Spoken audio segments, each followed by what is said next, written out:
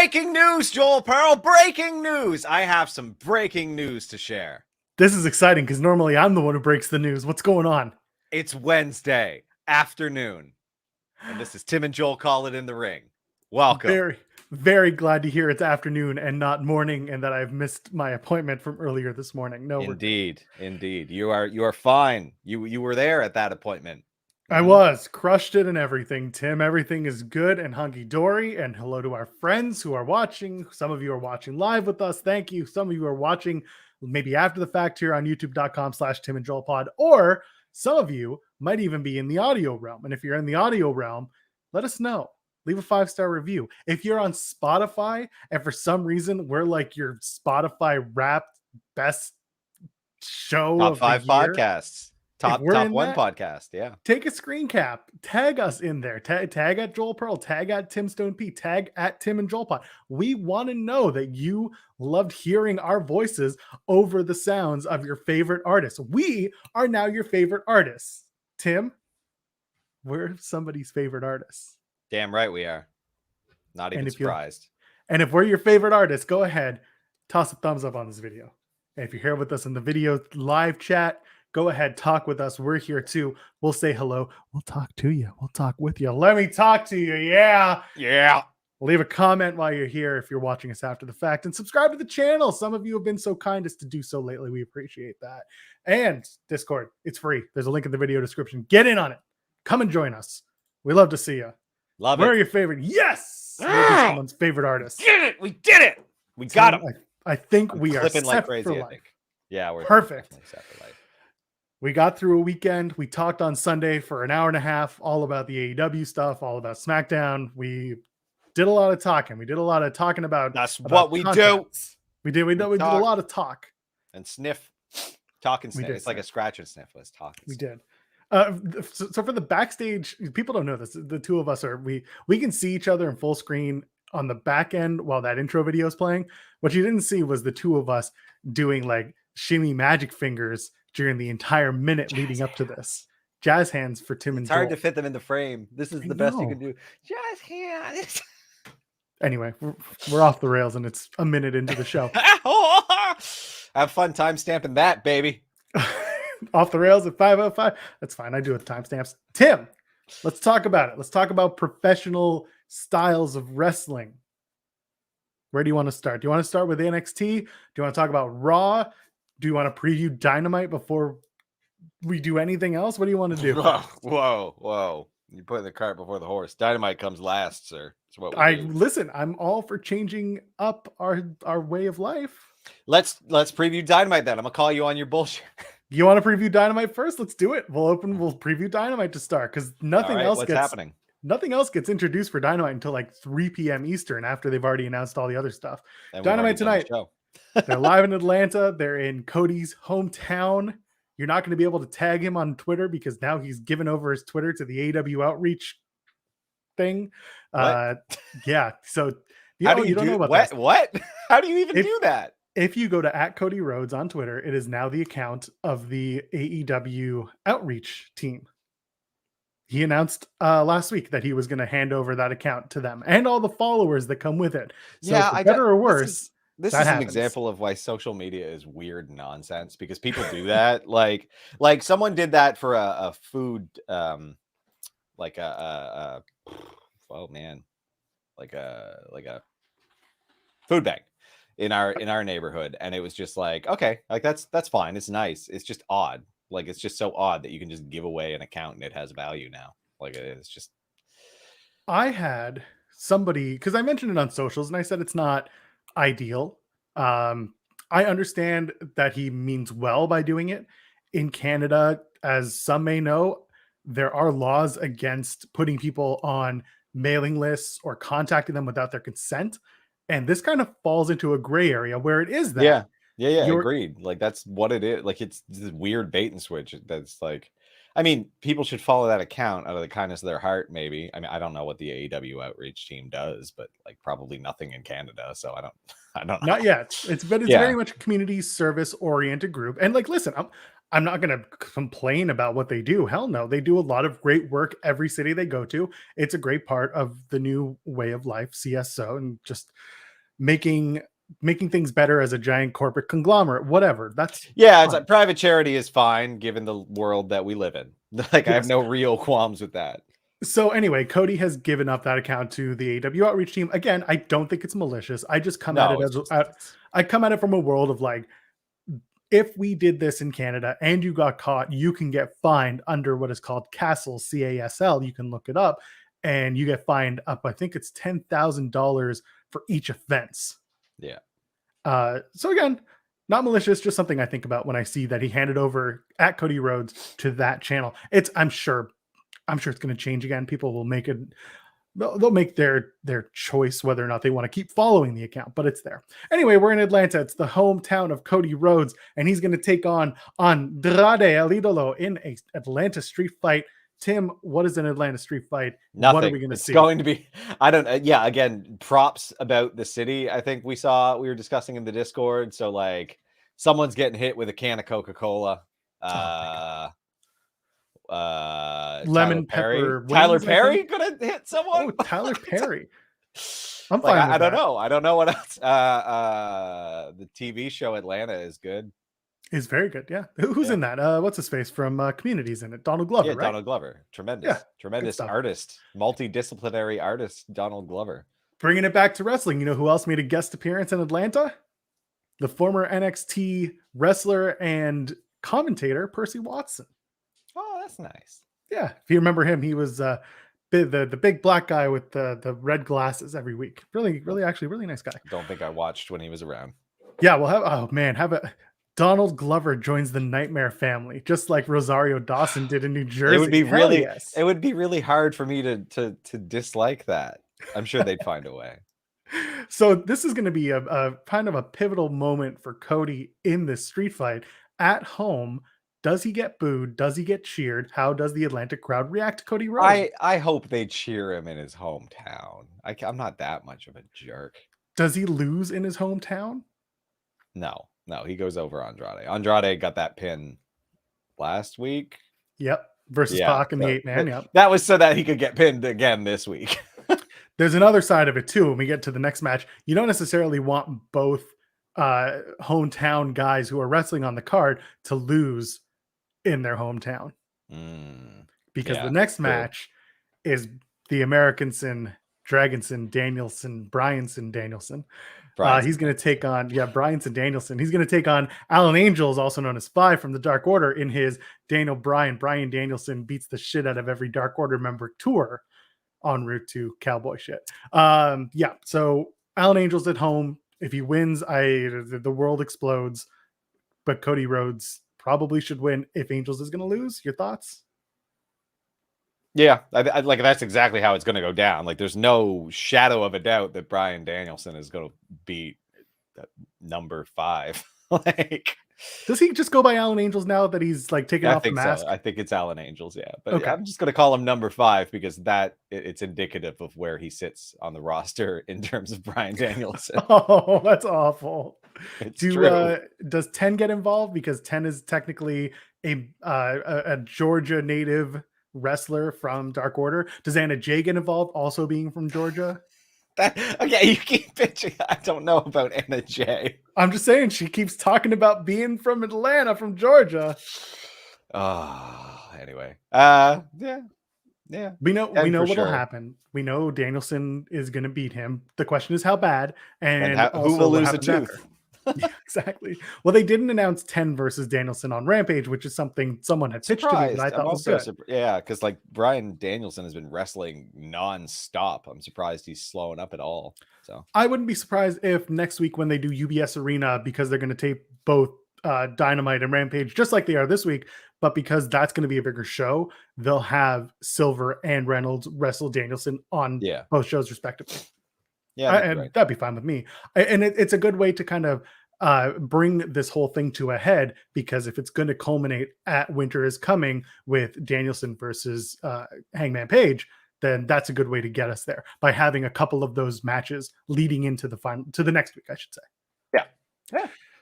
They announced it yesterday. Punk versus Lee Moriarty in a match that Sure. I'm very excited for. Very, very exciting that is. And I like Moriarty saying, listen, like maybe I expect to lose, but the idea of me winning is what, propels me to be a better competitor. At least he understands that, like, while everyone talks about him losing to Punk, he's still giving you a reason to cheer for him. What do you think? Can Punk lose this match to Moriarty? I'm gonna no. The answer is no, but I'm gonna say that Punk can lose a match at any point, and I think that is a compelling story to anybody. Like whoever the AEW has a whole lot of faith in, who isn't already like a pillar, just have them be CM Punk's first loss. CM Punk versus Wardlow on Dark, and that's Wardlow's big win, defeating CM Punk. If he knocks him out with the knees, I'm all about it. Yeah, exactly. No, Punk is not losing. He is not. There's no way in hell he's losing. We're just trying to add some sort of benefit of the doubt here, okay? It's fine. Punk and Moriarty is still going to be a really fun match. Punk continues to do different variations, different styles on his way through AEW talent. It's a different story from the Danielson story. I appreciate that. The Punk story is one of like gradual improvement in endurance. Like his matches are going longer and longer and a little bit harder and harder, but they're very progressive. Like he is not jumping into things, whereas Danielson, he's been saying probably for a couple of years now that he's good to go and just wants to go nonstop. So very different. I like that they came in same time and have different kind of threads running. Yeah, Mod Dan talking about it's gonna be like 10 minutes and it's gonna be fun. Absolutely. Put it through a commercial break, do a picture-in-picture, have 2 long segments bookending it, and we're good to go. And then, of course, the question becomes, do we see MJF before, after, during the match? What do you expect? I expect it after this week, but I don't know. I'm having a hard time calling how this runs. Like I didn't expect them to talk at each other so much last week, and they just went for it. So I wouldn't be surprised to see Wardlow versus CM Punk at Winter is Coming. I think I've put that out there before. Yeah. Maybe this is the time when we start pushing towards that by having Punk and MJF have another square off, not necessarily a big, long 20-minute talking segment, but something that leads us to Wardlow getting involved in Punk. Yeah, we got to be reminded that Wardlow's there. Maybe even his little accountability buddy. Oh, that's right. I forgot about noted chair pervert Sean Spears. It is hard to say pervert and other words after it without. Yes, noted chair pervert Sean Spears. Easier to type, not so easy to say. Punk and Spears next week on Long Island, that would work. And then you do Wardlow and Punk at Winter is Coming. And eventually we're getting to Revolution's not until February. That's the hard part. February or March. It's a long way away. So you got to distance. Punk versus MJF might not even be a Revolution match. It might just be a big Dynamite match that they build to. Could be. I mean, I could see MJF making Punk chase him for a while though. When with the faction that they don't really like mention too often, you've got the leeway to have him do the gauntlet again. But they do that with a lot with MJF, so I don't know. I keep forgetting about FTR, and you're right. They could easily have members of FTR take on CM Punk week after week. But again, now we're going into the Danielson story, similar to what Punk might go up against with MJF. It's true. It's a little strange, but we'll see how it goes. In terms of the match tonight, Moriarty Punk, I think we're looking forward to just a fun, really good, different style of match. Yeah. I expect like 1 or 2 really exciting high spots from Lee Moriarty. Like give him the opportunity to shine here, and hopefully CM Punk can support him well. TBS title tournament quarterfinals. Say that 3 times fast. It continues. The stumpy bracket for no reason. And with the buys for no reason, this thing gets smeared out over time and space. Chris Statlander takes on Ruby Soho, a match that both women are looking forward to, and so am I. Yeah, they've been building it for like 2 weeks, so I'm excited. I'm fine with them building it. I'm fine with them making it an important match in this tournament, a cornerstone of this tournament. Statlander obviously could use the win. Ruby Not gonna get it. I know. Ruby Soho. She should. I think I would like to see Statlander go over here, but I don't think that's going to happen. And then the winner of this goes on to face Nyla Rose, if I'm not mistaken. Yes, because it's probably I think it's Thunder Rosa and Jade Cargill. Yeah, in their semifinal. Well, Nyla Rose is going to get either Soho or Chris Stat, and I don't know which one I want more out of these 2. Which one would you prefer to see Nyla Rose take on in the semis? Oh man, see that's the thing. Like, yeah, I do want to see Soho versus Nyla Rose more than I want to see Chris Statlander versus Nyla Rose. But I do want Statlander to advance in the tournament. This is hard, isn't it? There you go. So we'll find out tonight. I think a lot of us are saying Ruby Soho, and rightfully yeah. so. Oh yeah. That's who it's gonna be. But of all the potential people that it could be, Chris Statlander lending the odds makers, let's say, to make it 50-50, I think that's pretty cool. I'd much rather that than we just said, Punk's going to beat Moriarty, Bryanson's going to beat Angels. We're tossing in a little bit of doubt here, and I like little bit, which, yeah, much appreciated. And they've swerved me a couple times now, so yeah, exactly. So yeah, like Mod Dan saying, predicting Ruby to win, so Ruby is his pick, and that's fine. Like he wants Ruby to win the whole thing. I don't know if I'm there yet. I'm also on the fence about whether Jade Cargill would be the right TBS inaugural champion. Yeah, I thought she's got the look. She's got to work on some other stuff. But there's some training going on that she's been doing, and I think it's awesome. And we're gonna get a little bit closer to seeing what she can develop moving forward. But yeah, there's something there for her. I just don't know if champion is the first thing I would do for her. Yeah, not quite yet. But she's got to lose. That's the other side of it. She's got to lose a match. Mm-hmm.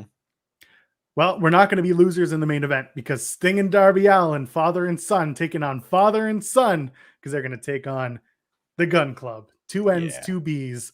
Billy and I think all ass. Yeah, 2 N's, 2 B's, all ass. There you go. Danhausen, thank you. That was that's it right there. Inspired Danhausen. Inspired. Very, very. What was it? Very evil. Very, very evil. Nice, very something. Very, very nice. Very nice. Very evil. I am fine with the way this is developed. I think going into it, a lot of people said, "Oh, Darby Allin versus Billy Gunn, that's garbage." But now they've pulled you into a tag match that looks very enticing, and they've built it very simply, and it works. Yep, into it. Very into it. Bravo. Yeah. Mod Mike's asking about us talking about Swole being gone from the company. It's a good point. Big Swole did announce that she is not renewing her contract with AEW. I don't read anything into it, to be honest. No, it's just a shame, is what it is. She hasn't wrestled, like she wrestled on the Dark tapings and it aired in September. So she wrestled in September. She hasn't been on Dynamite in quite a long time. She was on the All Out Battle Royal. But listen, she's great. I've seen her wrestle live a handful of times, and she's always impressed me. She's had a shit string of illness, which I hope she's able to control moving forward because it is long term. She has admitted she deals with Crohn's disease, and that sucks. It's tough, but good luck to her. She's going to land somewhere. Mm-hmm. I've said jokingly before, like I hope WWE picks her up. I put her with her husband, not like. I mean, in the same company on the same brand. We'll see. I don't know about that. I don't know. We'll see. Stranger things have happened. We'll put it like that. Yeah. But listen, she had a good run. I think it could have been better in some ways, but there were hindrances there. So yeah, that match with Britt Baker was fun. It was fun. The dentist chair match, the cinematic match. It was fun. Yeah. And I see Ace in the chat saying that going back to Punk, MJF would be the one to hand his first loss to Punk. I think a lot of people are expecting it. Yeah. But I'm also potentially interested in Punk beating MJF after MJF goes on a bit of a run in singles competition himself. Yeah, I think you could do either way. You could have MJF beat CM Punk, and that would be like the crowning of MJF, right? Like then you've got him, and he has a legitimate claim towards Hangman out of Page next, which like that makes perfect sense. That's kind of where I expect things to go. I'm just saying, like, if at any point you just want to make somebody who you feel has a lot of potential, like have CM Punk go into that match being shaken, right? And then you have a different identity for CM Punk other than hustle, loyalty, respect. I don't think that's Punk's thing. You don't think so? No, not right now. We'll end the AEW preview on this. All the asses, all of the time. Yes. That should be the Dynamite motto, the Dynamite mantra. Yeah. All the asses all the time. You know what that means. Just like load it up. Edgier content. Yeah, exactly. Speaking of edgier content, let's actually, you know what? Let's talk about NXT and then we'll move on to Raw. How's that? NXT last night. It's the WarGames preview show. Really, it's the go home to WarGames. Go home. Yeah, Yeah. WarGames is Sunday, which I Yeah. think surprised a lot of people, including myself. The passage of time, seasons change, time Time is a passes flat by. circle. Yeah. Yeah. So WarGames is Sunday. There will be a watch along, twitch.tv/Fightful Gaming. Maybe Tim will be there. Maybe I will be Maybe. there. I don't The know. eternal question. I don't know. I'll put on a shirt and pants and be like, If I'm "Welcome to there, will I be WarGames." visible? Yeah, exactly. Will you sink so deep into the Yeah. chair? And I thought NXT was fun last night, and I agree with Mod Mike. It slapped. I enjoyed That it. opening contest, Kaylee Ray, Dakota Kai, I had a lot of fun watching it, and I had a lot of fun watching those two go ham because they have never had a one-on-one match before, at least in WWE. That was great. Yeah, I feel like that was hotly anticipated. So it was very good. Very good match. Yeah. So, I mean, Kaylee Ray ends up getting the win for her team, goes over Dakota Kai. Dakota Kai looks great in the match. I love her getting caught up in the ladder towards the end of the match, just getting kicked and punched and beat up. It was good. Yeah, just a whole lot of craziness. But one thing that bugged the shit out of me, Tim, was a fan in the audience screaming for Dakota Kai and sounding like, I kid you not, a busted ass parrot. Yeah. It was high pitched and very frustrating to Yeah, listen to. some of those fans are weird as hell.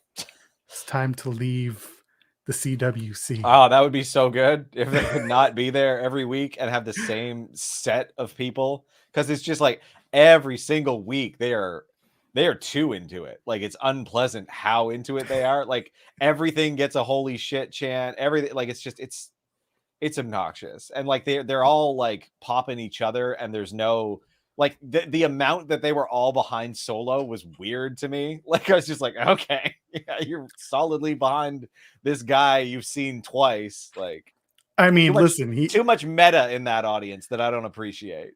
I think they're behind him because they remind him of someone they know on another show. Yeah, exactly. Which is like I would prefer if this is just a rotating group of people, because you can tell it's just the same people who do this every single week.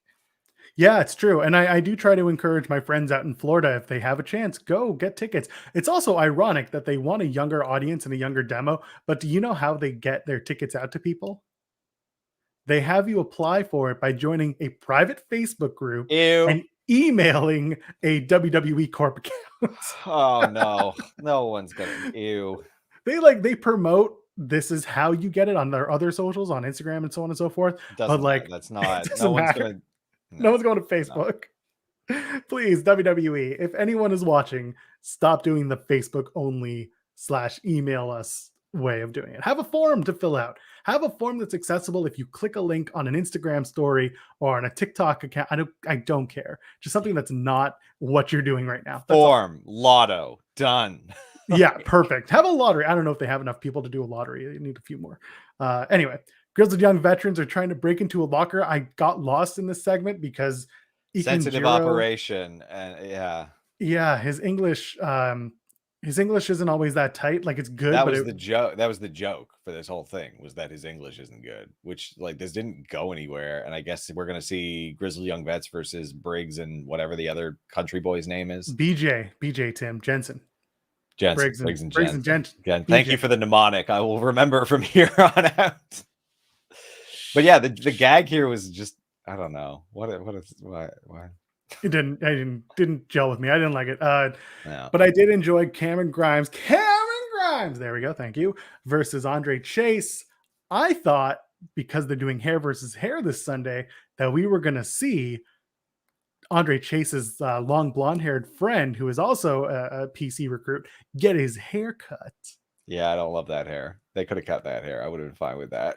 They had it in front of his face. Like it was very much part of things, but they didn't do it. They teased it. I like that they teased it, but I thought they were going to have Grimes bring him in the ring and cut him up, but no, not the case. Also, we're gonna go back to Andre Chase's like catchphrase, which was like they threw out a bunch, and a lot of them were good, and they went to a direction that I enjoyed, but they seem to have landed on an Andre Chase University sized beatdown, and it's like, just say I'm going to give you an Andre Chase University education. That's it. Maybe That's the line every time. Like, and the education is an ass whooping. Like, that's fine. Why are you saying like he pauses before he says size every time, and it's just awful. somebody should clip this and send this to Cameron Grimes. Just that what Tim just said, because I agree with him. Quite frankly, it's a good. I think it's a better idea. Yeah. And they said it. They actually just said that at one point later on. It's just like they decided to stick with that. And it's just, Yeah. I see our friend Ace in the chat saying Cameron Grimes does not need a haircut. I agree. I think this is peak Grimes. And I think if you noticed and he also has started shaving or waxing his stomach. Yeah. Well, okay. So I think this is just narratively so that Cameron Grimes can perhaps find some companionship in this world. I'll give you that. I'll take that. I think it was just like, I need to clean up. It's hard out there. So let's write it into the show. Pragmatically speaking, I think he is getting ready to show up at the Royal Rumble at the end of January. Yeah, that's what I'm expecting, which is still a while away. So give him something to do until then. But no, do not cut his hair. I agree. I think Duke Hudson, Duke Hudson's going bald. He's done it before. He's cut long hair before. So I would like the opportunity to see that again from him.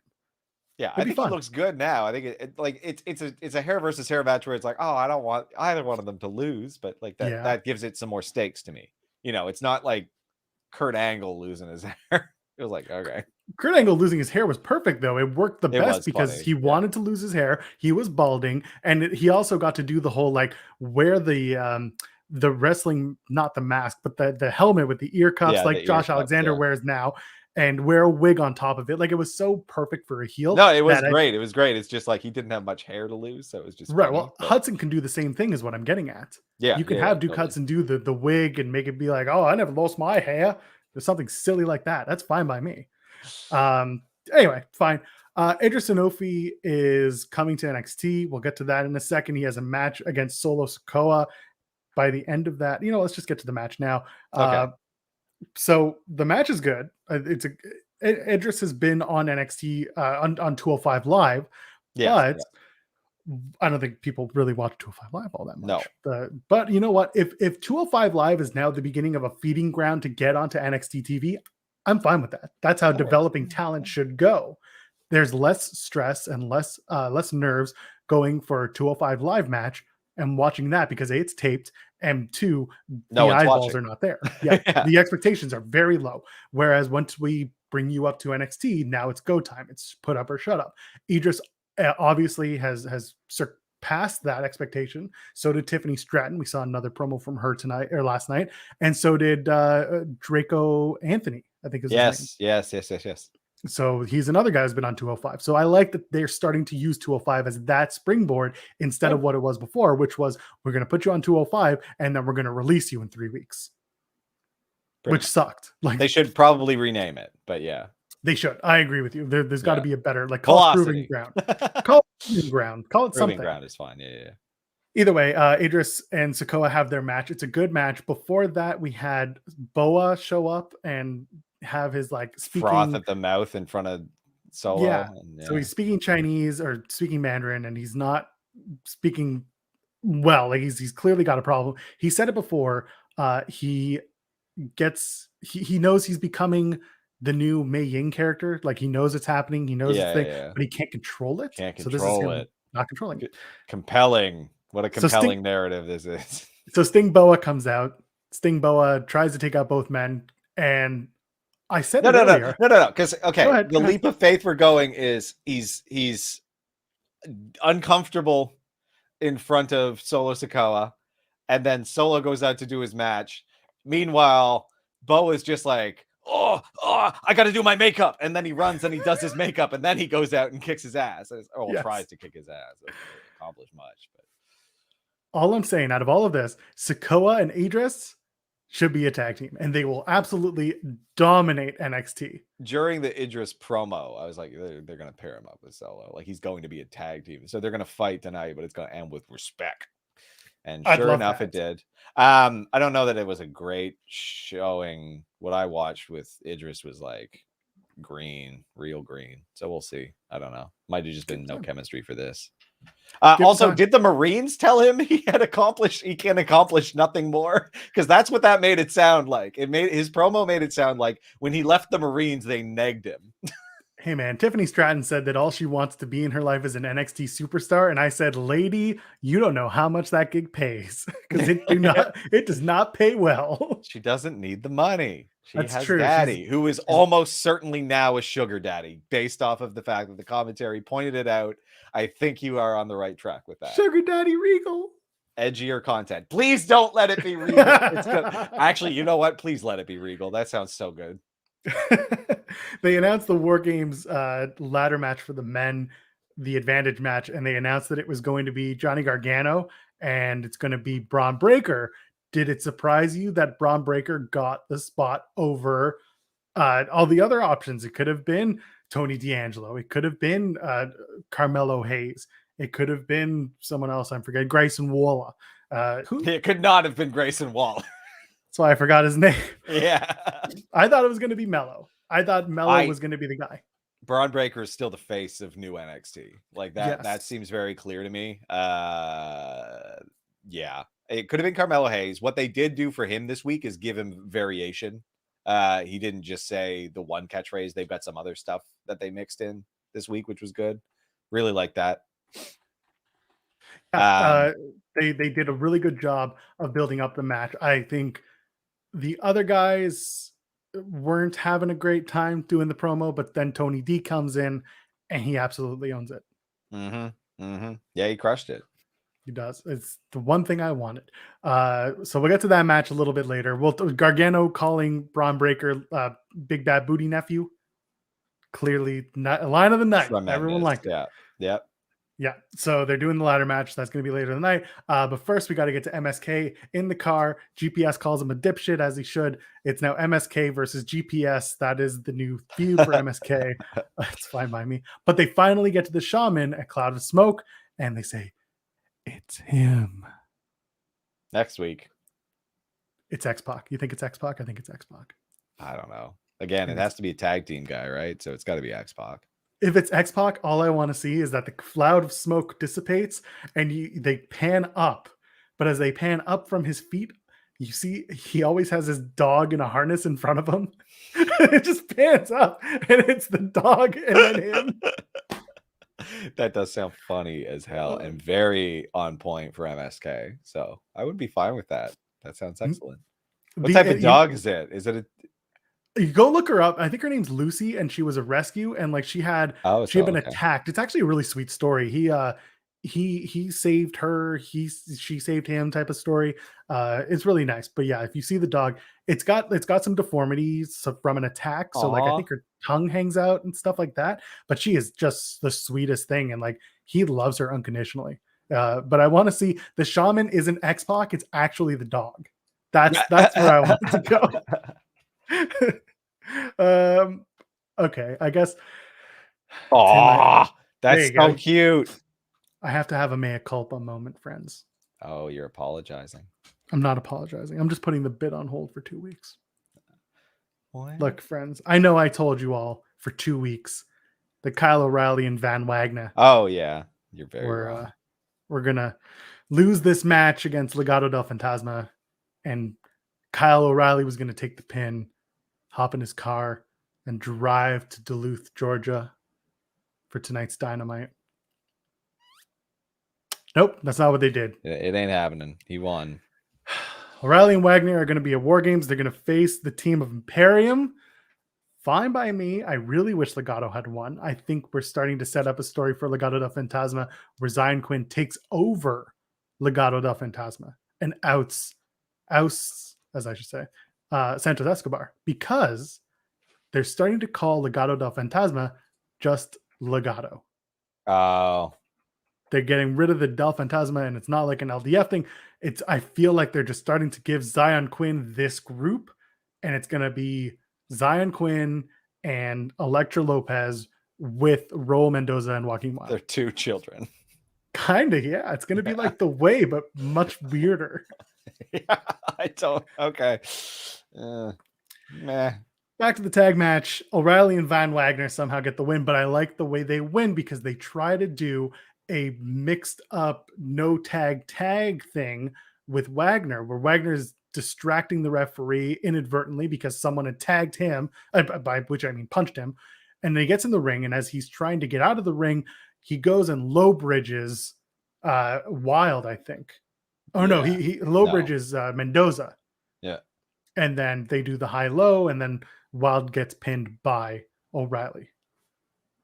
By the way, high-low is what him and Bobby Fish used to do. Kyle O'Reilly and Bobby Fish. So there you go. Oh, well. Disappointed overall.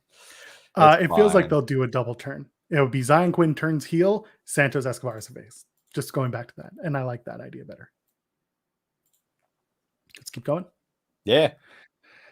What are we at here? Is this oh yeah, and then they just called him a bunch of dumbasses. They called Imperium some dumbasses. Yeah, some dumbasses. Which yeah, sure. Dumbasses. All right, Joe Gacy time. Thank you, friends. Had a great time. Had a great promo. Had a great wrestle. I beat a guy from Ring of Honor whose name I suddenly forget. Doesn't matter. Doesn't matter. I beat him, hugged him, told him I loved him, and then Diamond Mine comes out. Yeah, and, because the WWE is afraid of having intergender wrestling in any capacity. They were not going to have that happen. They were not going to have me wrestle a woman. No, they were not. No, sir. Anyway, I do like that Joe Gacy gets the upper hand on Strong in that little beatdown, and he does it with that handspring into, what is it? Like a, I don't even remember what it was. Little elbow thing? Kind of, yeah. No. Like a handspring into an elbow? I can't remember. Yeah. Someone was on. Big into that. It was just a really, really fun segment. I liked it. I know a lot of people are sick of Joe Gacy.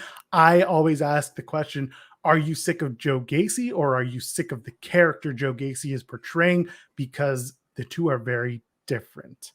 Yeah, like he's fine. I don't. What they should have done is thrown Ivy Nile in there and just have her kick his ass. I would have enjoyed that, but that's not happening. You keep Ivy Nile away from me. Yeah. I'll beat her up. I'll beat her up too. So anyway, it was fun. Malcolm Bivens again continues to be just the best. So good. So really good. Persia Parada, Indy Hartwell, Dexter escapes the hospital. Dexter is admitted to a hospital for a broken hand, apparently. Yeah. Oh, there we go. Vinny Pacifico. That was the ROH guy. Okay. Thank you. Yeah. He was going by Adam Harding. He had a Harding time winning the match. Names that I'm not going to remember. I can remember Vinny Pacifico. It's kind of, yeah. Anyway, so Persia Parada, Indy Hartwell, Dexter escapes the hospital. Okay. Did you notice the woman sleeping on the couch again? Yes, that is clearly a pointed thing now. I don't know if it's going to lead to a wrestler or if they're just trying to do like some quirky high school thing where there's just this bit, which I've seen on so many of those shows. So NXT is high school. It's an Easter egg. It's like I feel like that is just going to be like an Easter egg that they're planting and never call attention to. So no, that is Karen Q, the former Mei Ying, who is now going by Wendy Chu. She's just wearing a mask. So she's sleepy. Is that the gimmick?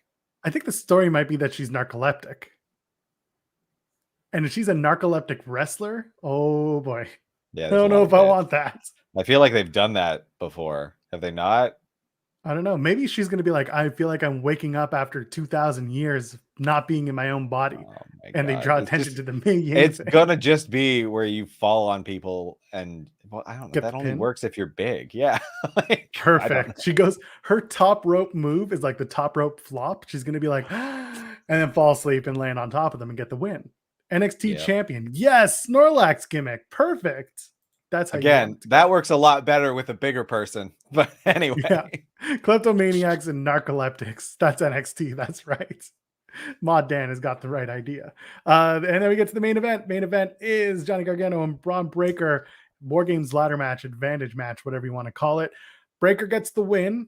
Again, solid match. Braun Breaker can suddenly work with ladders. He passed the HBK test. Yeah, he did well with it. Like pretty well. Some different stuff. It was nice. It was good to see. Johnny Gargano, I credit with a lot too, because he's just so good.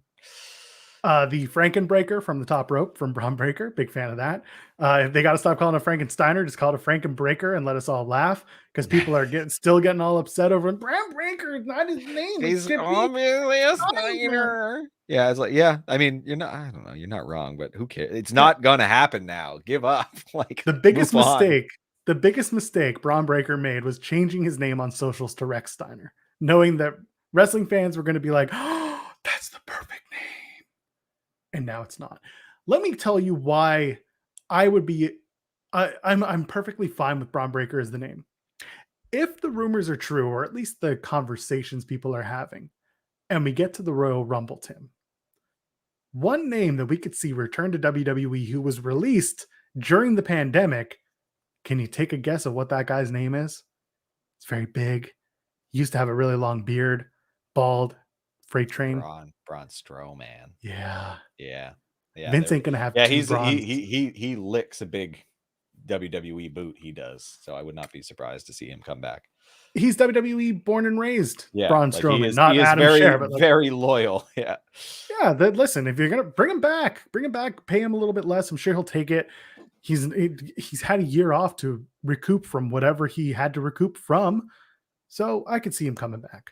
Either way, Braun Breaker gets the win in a good match with Gargano. Gargano is going to be the right guy to lead you through a ladder match, especially. Oh, yeah.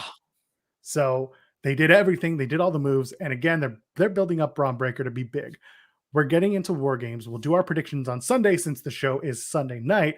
But I'm going to tell you right now, I think WarGames ends not with 1.0 or 2.0 standing tall, but with Imperium standing tall over both teams with a new with their leader by their side. Ring general. I think you've called that a few times and has never come to fruition. So we'll see. Keep doing it until I'm right. Damn it. Yeah, and then you're gonna do a little victory lap as if anyway. Yes, that's how we do it in wrestling. I don't know if you follow the gimmick accounts, but they do it all the time. It's like, feels like Bray Wyatt's gonna debut it all out. Feels like Bray Wyatt's gonna debut at Winter is Coming. Feels like Bray Wyatt is gonna create a revolution. Feels like my God, it's a numbers game. I get it. There are only so many people that you can try and bring into the companies.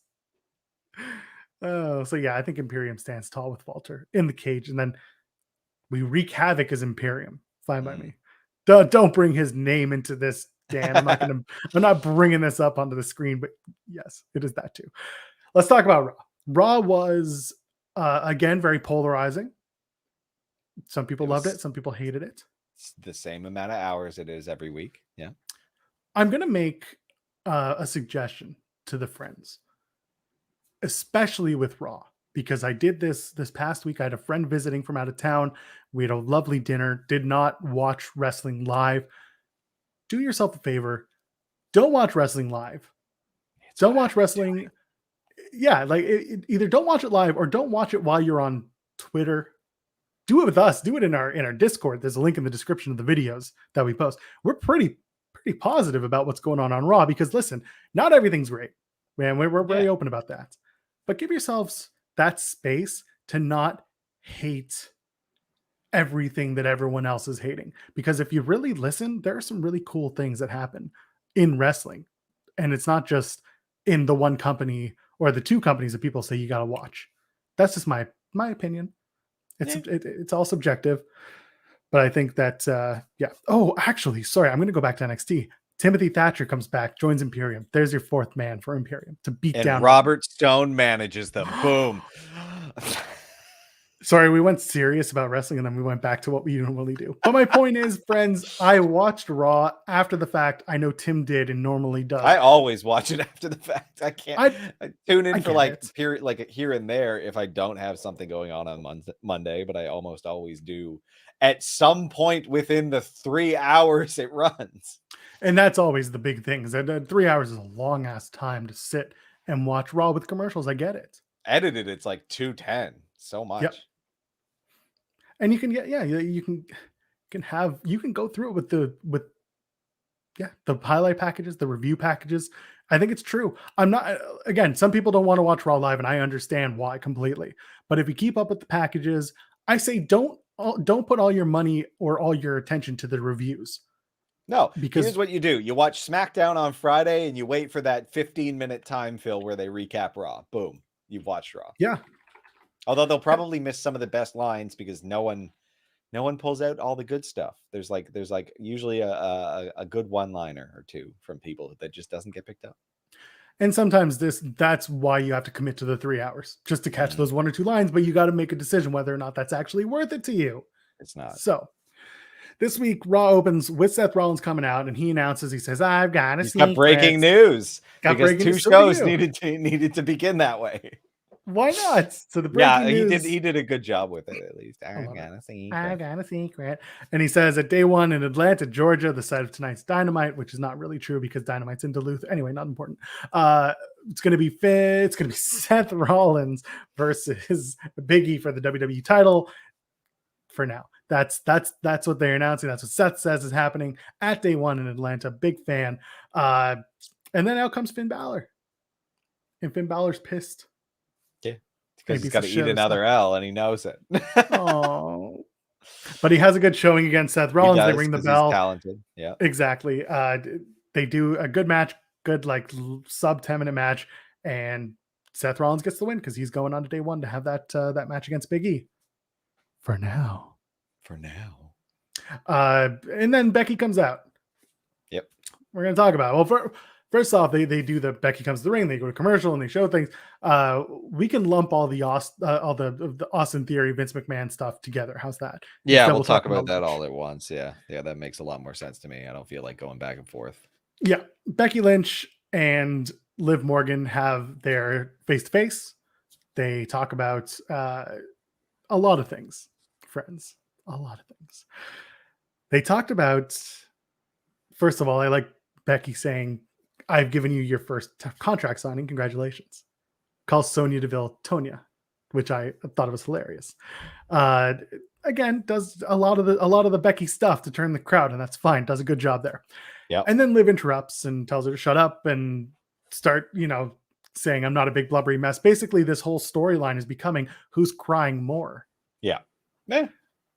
I don't hate this because here's what happens. Liv shows the video from Survivor Series where they do the post interview where Becky is emotional after beating Charlotte Flair and saying, "We used to be friends. Now we're not. Now we're crying."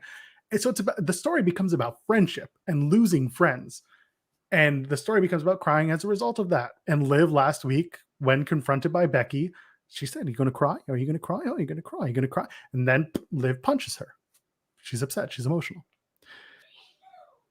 Did you hear that sneeze in the background? Yeah, I did. Yeah. And then so Liv is like, "You're nothing but a bully." And then then Becky's like, "Some of us deserve to get paid." And then Liv says the line. No, it was the other one. It was the other way. Liv says the line. Sorry, then Liv she says that. Yeah. Yeah, Becky says some of us deserve to get paid. And then Liv brings up the idea that because she deserves to get paid, my friends don't work here anymore. That caused a stir. Some outrage. It caused some outrage. I've spoken a bunch. I want to get your thoughts on the whole segment, on what we're doing with Liv and Becky, and also the comments themselves that people have been kind of talking about lately.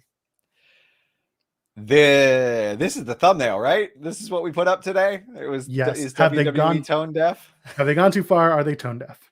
I mean, okay. This is on the scale of has WWE gone too far? This is very slight because they have done monstrous things.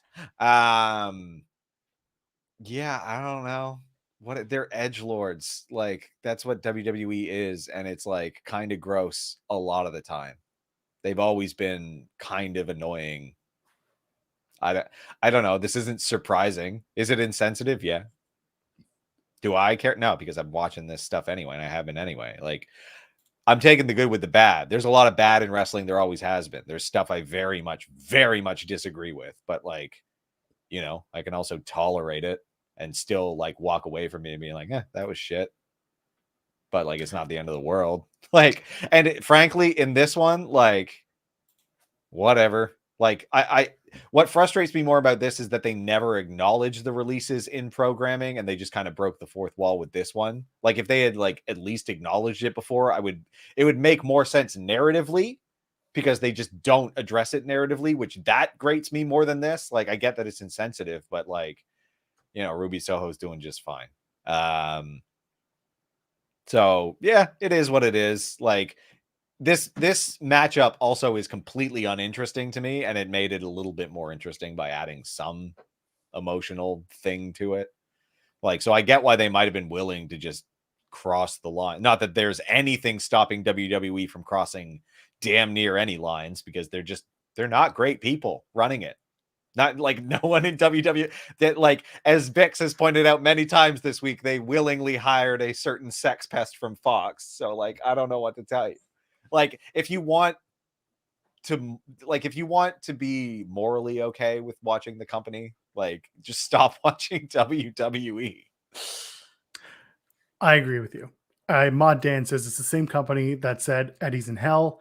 Yeah, Same exactly. company Like, that had a line about Charlotte's brother having recently passed at the time. A lot of people thought that was tone deaf. I'm going to agree with you on a couple of things. yeah, One, I don't think it's out of line for them to say these things. These specific lines, the whole like my friends got fired, that stuff doesn't bug me because, like you said, Ruby is working and doing quite well for herself.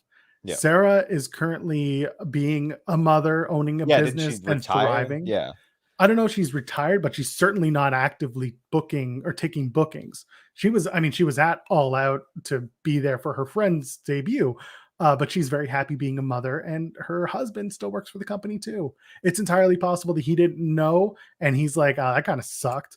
But at the end of the day, it's not on Becky and Liv too. I mean, it's on the writers, it's on Vince, who yeah, exactly. said that, that okayed that line being used. And then later on in the night, we had the same thing happen with Edge and Miz, where Edge basically says, you went away, your buddy got fired, it's your fault. And I'm sitting there like, you know what? If it's going to be about anyone else, John Morrison, who can literally go to any company as he has and just change his last name to whatever the damn company's name is and get away with it and win their titles and be the top guy, that's fine. Yeah, like, That I doesn't honestly bug think he's me. done his best work outside of WWE, and like, not to say he hasn't done great work. He had a great WrestleMania match. Like, I think that's a Yep. great, like, that's a career highlight that I don't think he's going to be able to top in WWE. Whereas I he think can do some great stuff elsewhere. I think sometimes fans like to white knight for wrestlers a little too much. Yeah, I agree. Like, I think these people can defend themselves. And I'm more Yeah. curious in what their thoughts are when they weigh in on this. You can And I think retweet other people's, if any wrestlers, if anything, retweet it to me. I'm happy to see it. It's just, yeah. I don't see that. I don't hold a WWE in any respectable moral regard to begin with. So No. I'm going in from that perspective. Whenever they do something gross, it's not surprising. We're approaching it as fans. We're approaching Yeah. it as people who are watching the shows objectively uh we're subjectively approaching the show as viewers. We don't know, the ins and outs. Sometimes we know a little bit more than others, but with this particular outing of dirty laundry, which we've seen before, it's nothing Yeah. new. This is, again, low even on that Yeah, totem pole. I think people get up in arms very easily over something so little. It's not like they said, you know, your best friends deserve to die and they deserve to get fired. Fuck them. Yeah, you're the reason my best friends are homeless or something. Yeah, Like, if they were destitute and this was a bigger I think it's very different when you consider the optics outside of where these people landed. You're not mhm. going to be like you're not going to talk about Velveteen Dream and be like one of the best wrestlers ever and just be like, what? Yeah. That's tone deaf. That if WWE did, Black History Month in February and said our big time wrestler, best wrestler ever is this guy, Velveteen Dream, that would be tone deaf. That would be stupid. Yeah. That's not what we're doing here. I do want to bring this up from Drew. He says, we're in a weird place with wrestling Twitter right now, more so than I've ever seen in years on Twitter, being super up in arms with practically anything with any company. That is the problem with tribalism. That is the problem with trying to talk to people who, I say this all the time. If you see an avatar that is not of the person's face, they are either under 20 or over 60? And do you want to argue with people who are of that age? What does that get you? Yeah, I They're don't either know. so stuck in their ways, they're not changing, or they're still developing their own opinions and are not quite there yet. Yep, and it's like I don't know. I'm still, hey, you cool normal people, please follow me on Twitter. I'm still trying to find a place on there worth interacting with, because like everything is just constantly outraged about something, and it's not productive or significant. And I mostly just follow wrestlers at this point who also don't really do anything interesting on Twitter. So I don't They know. promote their stuff. It's not an interesting space for me at the moment. Most of my, well, this shouldn't shock anyone. My productive conversations come within the DMs. Yeah, which I'm not. I'm not And one thing I love about it, well, you and I have our own conversations on other platforms. Yeah, yeah, But I sent out a tweet yesterday. I said, we're coming to a point where Reddit, which was known for being the most toxic place in the world for wrestling, especially, is suddenly becoming much less toxic than wrestling Twitter.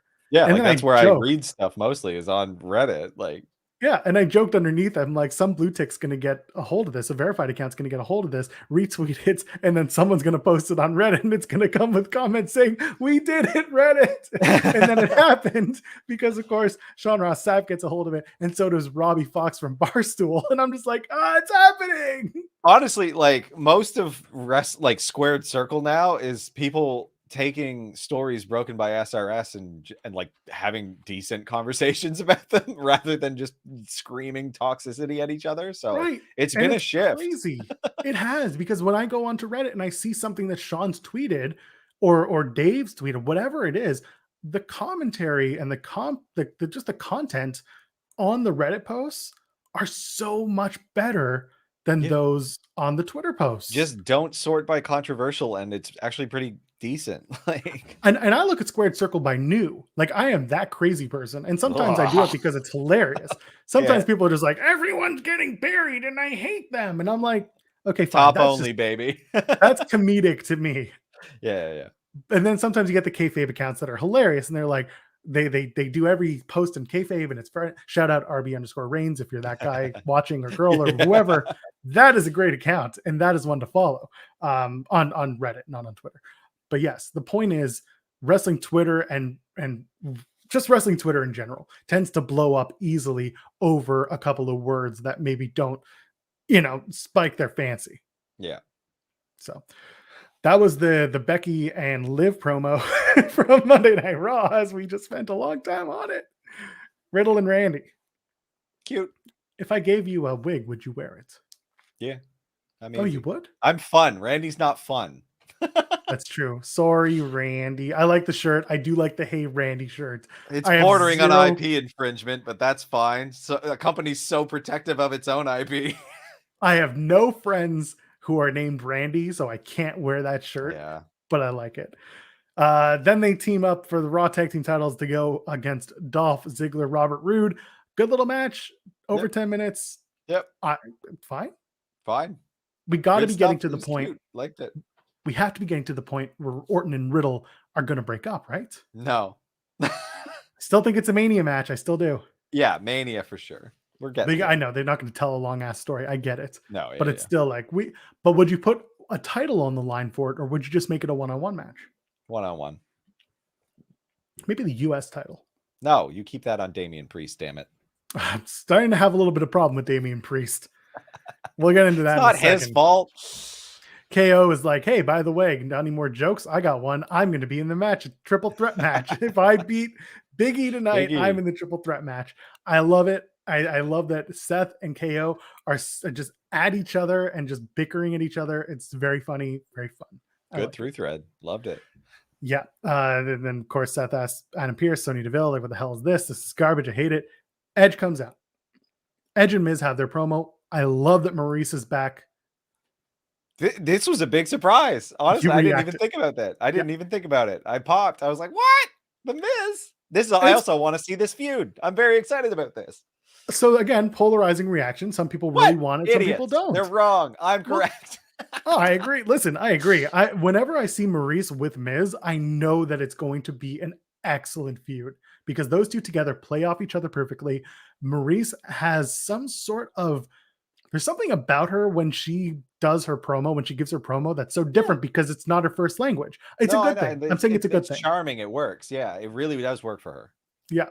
And you know what? What I really want to see out of this is a tag match between Miz and Maurice and Edge and Beth Phoenix. Yeah, that would be excellent. We'll see. I doubt that's Do the gonna happen. one-on-one, do the one-on-one matches for the women and the men, and then do the match even at WrestleMania between those two, Yeah.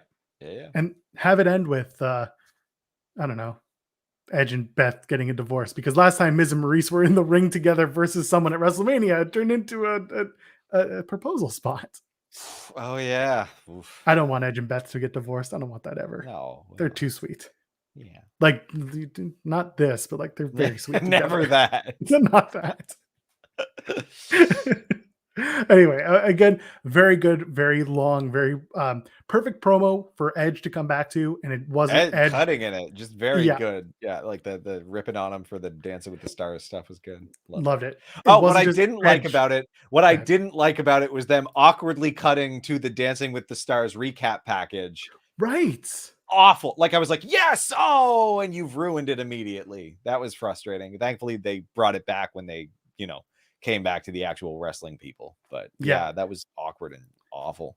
I think going into it, a lot of people were snarkily saying, Edge is going to have the spotlight on him sitting on the chair giving his monologue, which he traditionally has. And I was laughing because yes. And then they definitely gave us a much better promo doing Edge and Miz. Those two are going to go at it because they're so different on the mic. And I like that these promos happen. Again, they made reference to AEW talking about, Miz is on a lot of people's minds this week. Did you make anything of the statement from Edge? No. I liked it. I really liked it. Those little jabs are the ones that I live for. Yeah, exactly. Like that's the thing. They're good at that. It's good. I thought that was well done. And it shows that they're acknowledging an ecosystem that they're a part of. And I like this. Like Mod Mike says, bringing up all of Miz's accomplishments. That's what you do. That's how you build a feud. And that's how you build a performer that's worthy of having that feud with you. Yep. No, I'm really excited for this. I thought this was like really well done. And again, I forgot the Miz was off TV. Really, like it was a surprise to me. So I thought he was going to be back the week after Survivor Series. Turns out not the case. Came back a couple weeks later. Perfect timing with Edge. Big fan. Styles Nomos. I love Styles being blind. Yeah.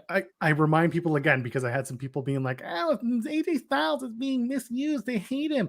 AJ Styles at 25 was having ladder matches and killing himself. AJ Styles at 40 probably wants to take it easy, tell jokes, and be around for his kids at 55. AJ Styles was very, very good in Impact and frequently injured. Like just very frequently hurt. So like, yeah, I think he's good doing what he's doing right now. I think it's hilarious. The stupid glasses. I had a good laugh. I see AJ Styles in different segments of his career. He'll have another ladder match and kill it, but I don't think he needs to go somewhere else to do it. I think he can stay safe, get a good paycheck, get paid, have a family. He's not young. Like, it's fine. This happens to all of your favorite wrestlers and you. We said it last week. Nobody talks about work rate Ron Simmons. Everyone talks about damn Ron Simmons. Yep. So they do Otis and Gable versus Street Profits. Profits win, of course, because they have to. And then, they have Styles faking being blind. And Omos being like, I didn't know. I'm sorry. I didn't know. Whatever. Teasing a breakup. I'm sure they won't. Fine. We'll see. Give him the chance. And AJ Styles is great comedy. I agree. McMahon in Theory. Let's just get through it real quick because I know we're running long. What did you think? Do you like seeing Vince McMahon here? Do you like seeing Austin Theory as the guy? No, tell not me. At all. Tell me. This doesn't do anything for me. Vince McMahon seems unwell, and it just seems like some poor grandson trapped in a room with a mentally deteriorated grandfather, basically just putting in time but ultimately being held hostage. Like this was odd. It was very odd. And he just kept saying like expect the unexpected. Expect the unexpected. And if you don't expect the unexpected, it's expected. But then when it's a real surprise, it's not a surprise. Like it was just unhinged rambling, and I couldn't tell if he was trying to psych out Austin Theory, or if like he actually thought he was conveying wisdom, but it was mostly just babbling nonsense, and then he slaps him in the end.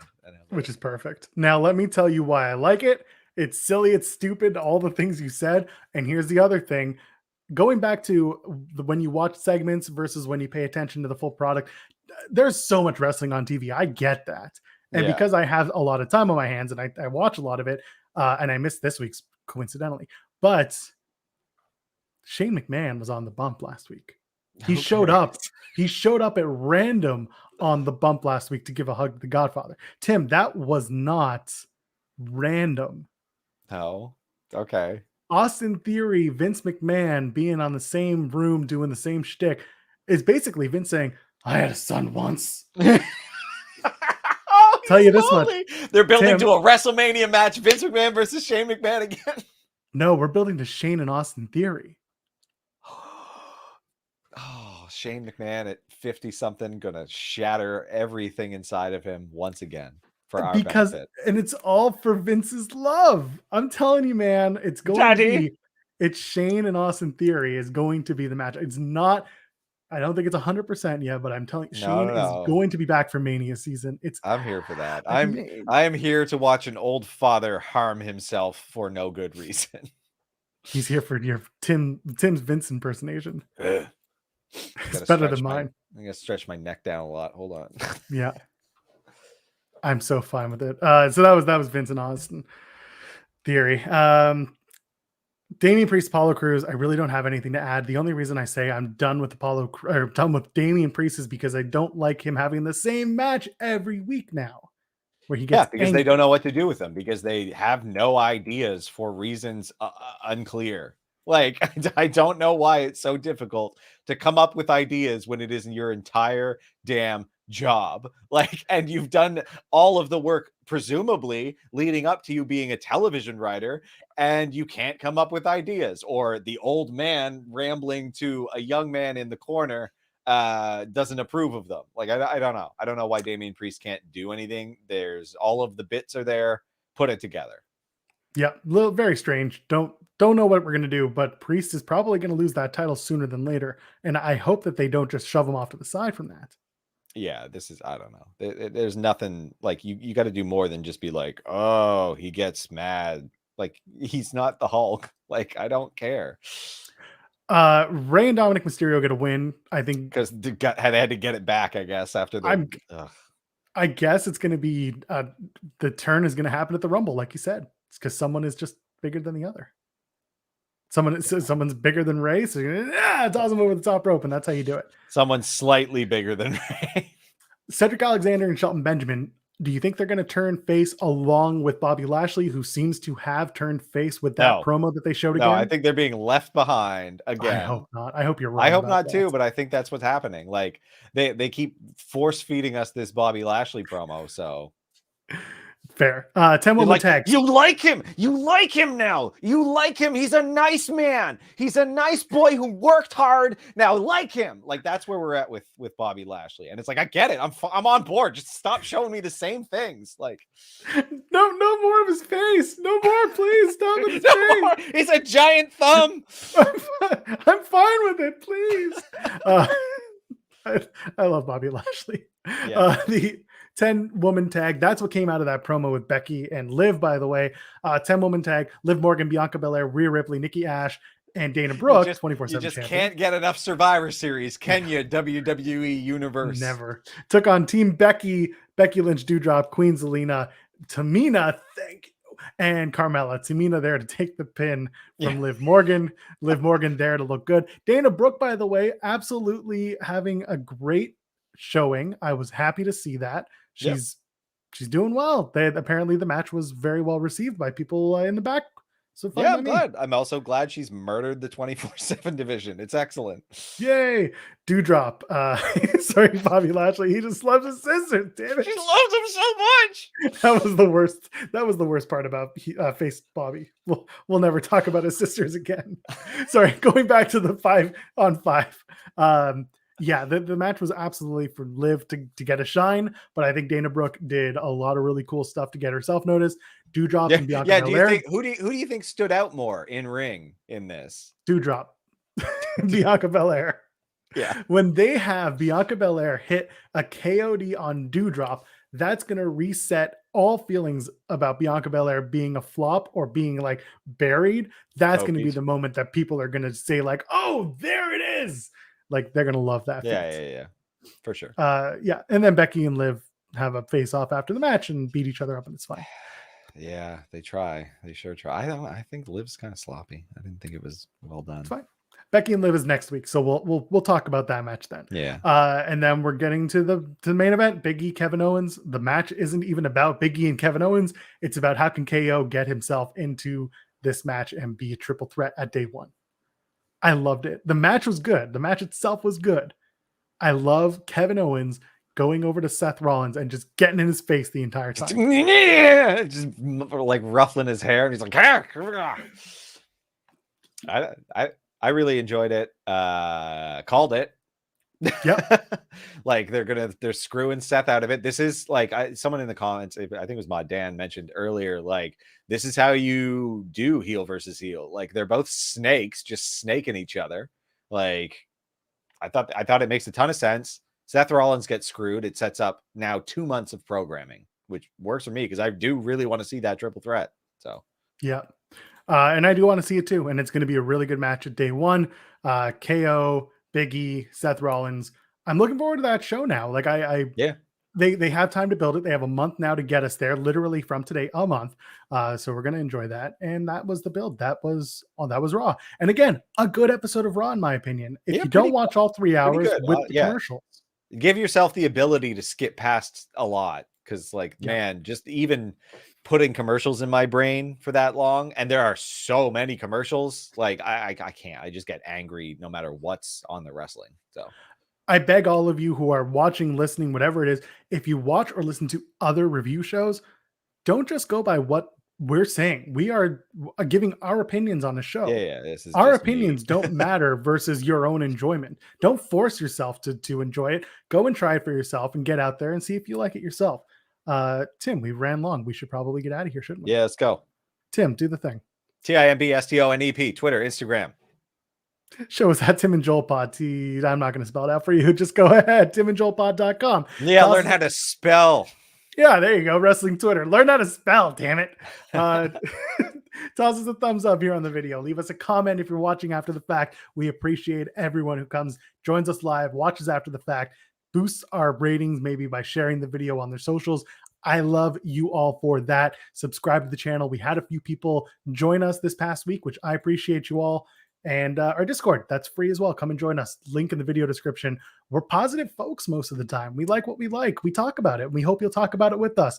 Until then, I am at Joel Pearl, JOELPEARL. We'll be back Sunday, noon Eastern, talking about a whole whack of stuff. Dynamite, Rampage, NXT WarGames prep, the whole nine, and Smackdown. Ladies, gentlemen, friends beyond the binary, we'll see you